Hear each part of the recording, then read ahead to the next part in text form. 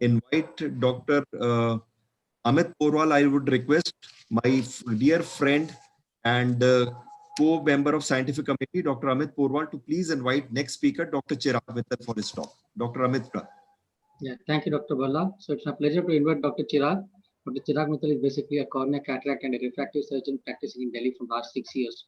He is an alumni of LV Prasad Eye Institute and is actively involved in research and teaching activities for postgraduate students and ophthalmology practitioners.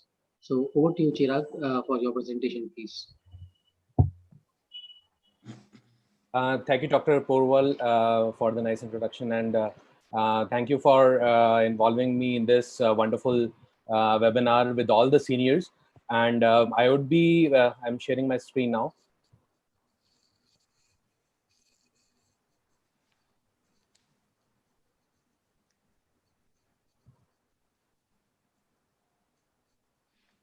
Okay, is it visible?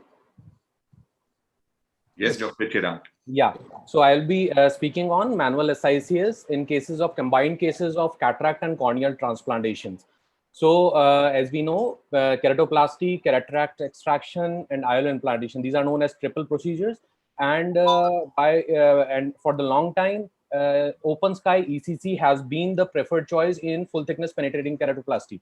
But since now lamellar procedures are gaining more values, and a lot of cases can be dealt with lamellar procedure, either endothelial keratoplasty or DLK. And these are closed door procedures, and manual SICS is definitely a savior in these kind of cases. Also, manual SICS in case of cataract surgery post cornea transplant is my preferred choice, as it is a very controlled surgery and prevents endothelial damage. So the main challenges in these combined cases is visibility. They are very poor intraop visibilities in cases of endothelial decompensation, which decreases the chances of safe and predictable surgical outcome. We also are worried about a stable IOL implantation, because a successful cataract surgery affects the ultimate surgical outcome and graft survival. Also, in these cases, IOL power calculation is a challenge. In a clear graft, we can normally do a central K as we do in a normal cornea, but in decompensated grafts or corneas, other eye Ks can be taken, or if we don't have, if in case of one-eyed patients, we can take standard K of 44 Ks. So the aim is to do a 1 to 1.5 diopter hours of myopia due to an induced hyperopic shift by the optically active stroma when we do a DSEC or endothelial keratoplasty. So the ideal cataract surgery in these kind of combined cases is any surgery which is predictable and safe in hazy corneas. So we need a large incision to reduce endothelial cell loss during an endothelial lenticule insertion, and it should be a controlled environment. We need a complete cortical cleanup and a stable IOL. Also at the end, we need a water tout closure and also controlled astigmatism. So manual SICS has deep AC during all the steps, and it can be done to a 5 mm scleral incision, which helps doing a push-in technique using a sheath glide for lenticule insertion. It leads to a watertight closure with low astigmatism at the end of the surgery.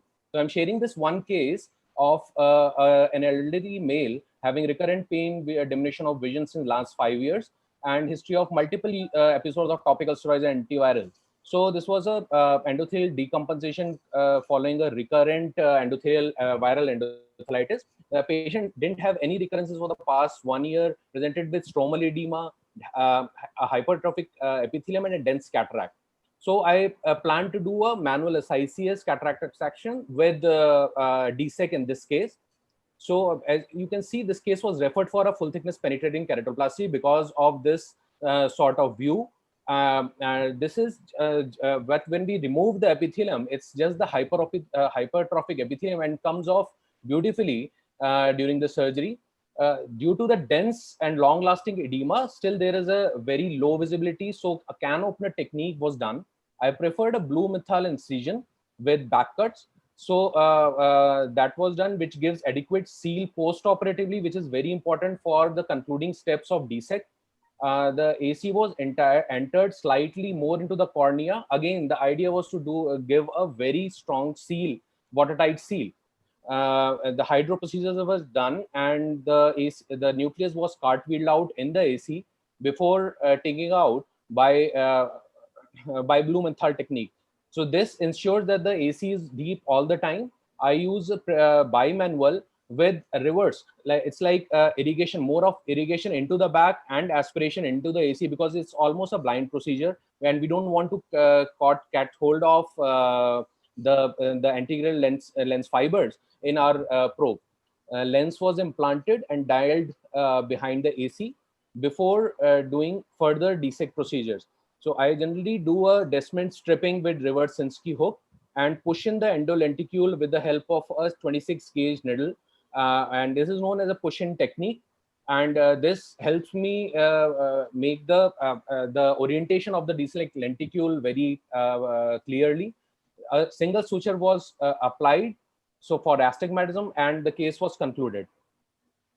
So this case, this was the first post-op day picture. You can see this, the edema is still settling down. And this is after 6 months, and post 2 years, the patient achieved 6/12 vision. Another case, this was a case of fungal keratitis non-resolving on medications. And we did a large therapeutic keratoplasty, and the crystalline lens was preserved. But as we know that the large grafts in these cases don't survive, and we had a graft failure with well-controlled IOP. So we waited around 6 months of the procedure for the wound stabilization. The most important thing in doing SICS in a post-transplant eye is to not cross the graft-host junction. But since this was a very large graft with no limbus visible, we had to do a SICS incision crossing the graft-host junction. So in this case also, we removed the epithelium, stripped the DM because there were a lot of pigments, so have a clear view. The graft-host junction was breached with this scleral tunnel, and since it was 6 months, that the tunnel did hold up very well. Again, the nucleus was card-wheeled out and expressed through the Blumenthal technique. The rest of the steps of the surgery were similar to the previous one. So we could implant a IOL and then do a DSEC successfully in this case. And it's because of a large width of the tunnel, which was self-sealing, and but we had to apply a suture just to make it more secure and prevent astigmatism. So this case also did fairly well. The post-op visual acuity was 6/18, and the patient is still holding well. So these are the cases which can be easily managed by SICS, and there are some complications essentially due to poor visibility, but which can be easily managed, like PCRs, ACL and glued can be planned in the same setting. Hyphemas from the iris tunnel, which is not there in phacoemulsification, but air tamponade at the end can help preventing these complications. So this is my preferred technique for triple procedure. It gives it a watertight wounds. Generally, I use cohesive viscoelastics in case of DSEC because we need to remove whole of the viscoelastic at the end of the surgery. Keratometry, as I mentioned, can be taken from the other eye, and the aim is for 1.5 diopter myopia. Thank you. Thank you very much. I think that was it was an excellent presentation, Dr. Chirag. I really compliment you for that. Now I would invite our panelist, Dr. M.S. Ravindra, sir. Please, we'll like to have some tips from you for doing this combined surgery of keratoplasty along with the SICS, sir. I think he did a marvelous job. Couple of tips that I can give is, if you are doing a penetrating graft, even in that case, you can do a bulk dissection of the anterior lamellae up to the Descemet's membrane or pre-Descemet's layer and complete the cataract surgery, then come back and do another cut. This I've done, especially central leukomatous opacity where you can't see the lens and you don't want to do an open sky surgery, remove bulk of it and do the cataract surgery first. And as far as the water tightness is concerned, SICS is the preferred technique, not only in grafting cases, but also in vitrectomies. So after the surgery, the surgeon goes in and does a vitrectomy. There you need a perfect watertight wounds, which is obtainable in SICS. In my colleagues, when they do a phaco surgery, the wounds will be leaking because of the high pressure inside the eye. So this is another condition where you can consider the SICS as a primary procedure. Third is, we did a lot of studies on endothelium analysis post cataract surgery. Their endothelium can be preserved if you do a proper surgery. to maximally with SICs. These are the 3 points that I can give. About the illumination, it's nice to take the endoprobe inside the anterior chamber, but short of it, you can always direct the endothelial, the endolight probe at the limbus, and you switch off your microscope light. You'll see much better. Depth perception is going to be very better, especially when you're aspirating cortex, when they're doing rhexis, where you don't need the coaxial illumination. You can switch out the microscope light and use endolight. And in absence of endolight, even if you hold a torch there, a torch which gives a pointed light, like a muzzle torch, somebody, an assistant, will hold a torch from a distance, and the light falling on the limbus or around the peripheral cornea, you'll have much better depth perception. These are my points, and very well presented. Both the talks were excellent. Dr. Subudhi, sir, would you like to comment on the case of Dr. Chirag, sir? Yes, excellent surgery. Many times we see post keratoplasty cases when you do the cataract surgery. So there are two challenges. The endothelium sometimes decompensates. Those, we were doing at that time penetrating keratoplasty. So in those cases, now we've seen that if we do the cataract surgery, we land in a lot of complications, and sometimes there will be a lot of endothelial decompensation and leading to again corneal heads. So of course now there's DSEC and DALK has changed the whole scenario. So today's surgery is definitely quite good, and MS has the best technique in these cases. Thank you.